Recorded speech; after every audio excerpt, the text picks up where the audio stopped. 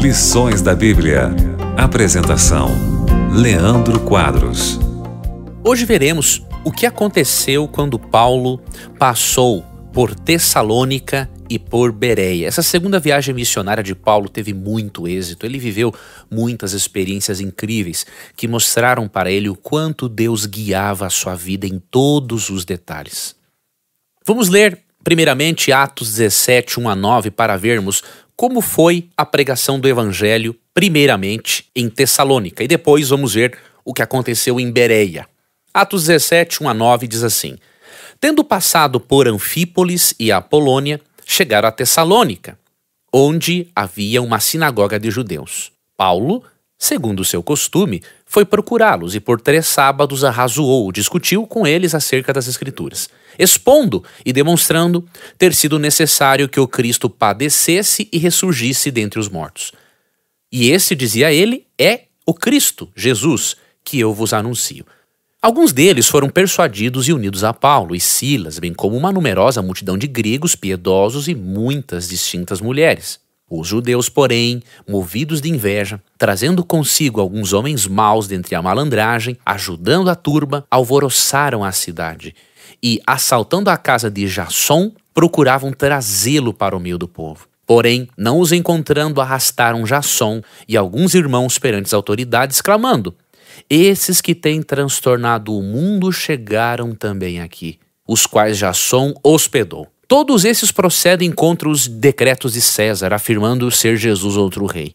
Tanto a multidão como as autoridades ficaram agitadas ao ouvirem essas palavras. Contudo, soltaram Jasson e os mais, após terem recebido deles a fiança estipulada.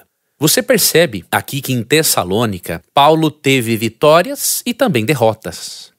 As vitórias podem ser vistas na conversão de alguns judeus, mulheres de influência, judeus, ou melhor, gentios, pagãos piedosos, pessoas que eram simpatizantes, na verdade, já com o judaísmo, não eram mais pagãs, mas que ainda não haviam tomado uma decisão. Então teve sucesso, mas junto com o sucesso muitas vezes vêm as dificuldades. Alguns judeus que não eram convertidos a Deus devidamente tiveram profunda inveja e usaram até mesmo do falso testemunho para tentar prender Paulo, Silas, depois prenderam aqueles recém-conversos que os haviam recebido com o intuito de calar a boca deles para que o evangelho não fosse mais anunciado.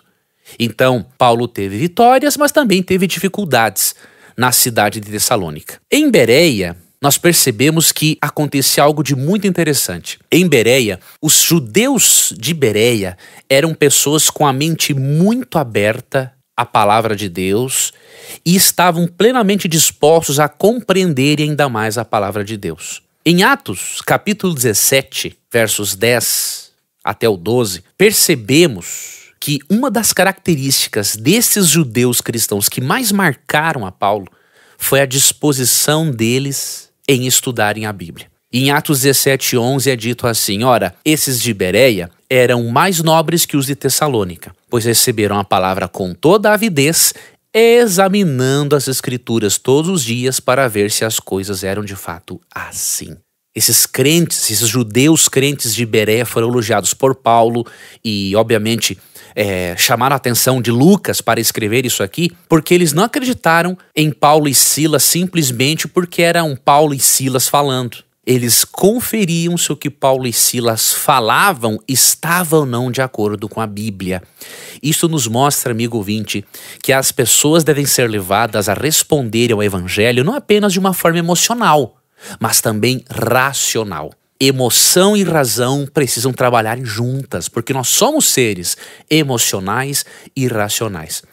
E se uma pessoa é levada a dizer um sim a Jesus apenas pela emoção, sem que haja uma convicção cognitiva, é óbvio que isso vai ser muito superficial.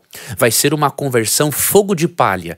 A pessoa segue a Cristo por um momento, por uma emoção, mas ela não tem solidez bíblica, teológica e racional para permanecer em Cristo quando surgirem as dificuldades da vida, as heresias erradas, os ensinos distorcidos que Satanás tenta trazer para o nosso lado para nos afastar de Cristo.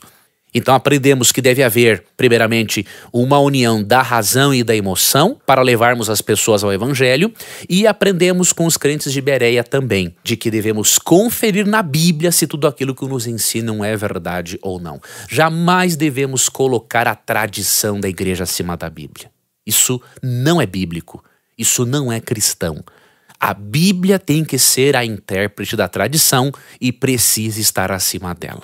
Você deseja receber o programa Lições da Bíblia em seu WhatsApp, além de outros conteúdos da Rádio Novo Tempo? É bem simples, você pode acessar agora adv.st/Rádio Novo Tempo. adv.st/Rádio Novo Tempo, fazer o seu cadastro é simples, rápido e seguro, e deste modo você vai receber por WhatsApp todos os dias em seu celular o programa Lições da Bíblia e outros conteúdos da Rádio Novo Tempo.